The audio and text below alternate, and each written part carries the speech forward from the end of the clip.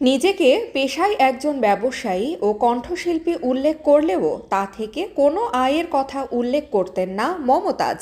ছাত্র জনতার গণ অভ্যুত্থানের মুখে গত 5 আগস্ট প্রধানমন্ত্রীর পদ থেকে পদত্যাগ করে দেশ ছাড়েন শেখ হাসিনা। এরই মধ্যে দ্বাদশ জাতীয় সংসদ ভেঙে দিয়ে ডক্টর মোহাম্মদ ইউনূসের নেতৃত্বে গত 8 আগস্ট দেশের অন্তর্বর্তীকালীন সরকার গঠিত হয়েছে। পরবর্তীতে বিভিন্ন অভিযোগে রাজনীতিবিদ, সাবেক মন্ত্রী ও সাবেক সংসদ সদস্য সহ বেশ কয়েকজন গুরুত্বপূর্ণ ব্যক্তিকে গ্রেপ্তার করা হয়েছে। এরই প্রেক্ষিতে আওয়ামী সরকারের সাবেক সংসদ সদস্য ও কণ্ঠশিল্পী মমতাজ বেগমকে গ্রেপ্তার করার কথা বলছে বুদ্ধিজীবীরা। মমতাজ মানিকগঞ্জ 2 আসনের সংসদ সদস্য ছিলেন 15 বছর। এই 15 বছরে কি করেননি তিনি?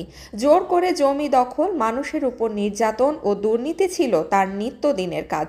তবে গত 15 বছরে তার আয় বেড়েছে 150 কোটি 73 লাখ টাকা। 100 কোটি টাকার অস্থাবর সম্পদ রয়েছে মমতাজের। সরকারকে কখন আয়কর জমা দিতেন না মমতাজ।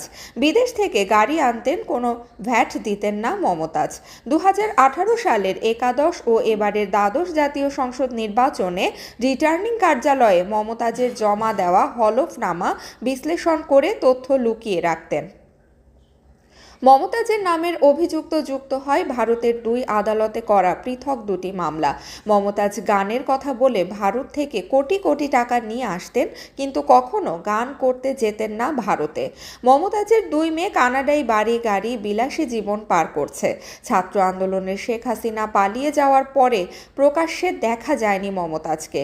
লোডশেডিং পরিস্থিতিতে সামাজিক যোগাযোগ মাধ্যমে সঙ্গীত শিল্পী মমতাজ বেগমের একটি বক্তব্য ভাইরাল হয়।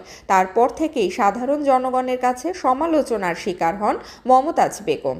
মানিকগঞ্জ 2 আসনের সংসদ সদস্য যে বক্তব্যটি ভাইরাল হয়েছিল সেটি বেশ কয়েকবার তিনি সংসদে দিয়েছিলেন।